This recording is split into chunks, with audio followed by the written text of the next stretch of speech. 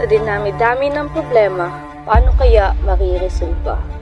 Sa bawat halalang dumaraan, sabik sa salapit hono'y nagsisilabasan. Manunumpa at bibitaw ng mga salitang kahirap paniwalaan at animoy may paninindigan.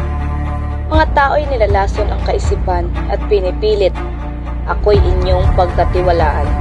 Ngunit hanggang kailan ang pagpapanggap, mga tao'y ginawa lamang sangkap.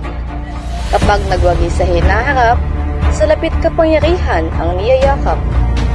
Mga pangakong binitawan ay kinalimutan, sa mga sigaw at daing ay nagbibingi-bingihan, at sa kalagayan ng mga tao'y nagbubulag-bulagan. Buksan ang isip at imulat ang mga mata, na sa ating mga kamay ang pag-asa. Isulong ang nararapat, mga pangako'y hindi sapat. Sana ka kayo matuto, halina't umpisahan ng pagbabago. Sabay-sabay nating isigang, Pilipino ako.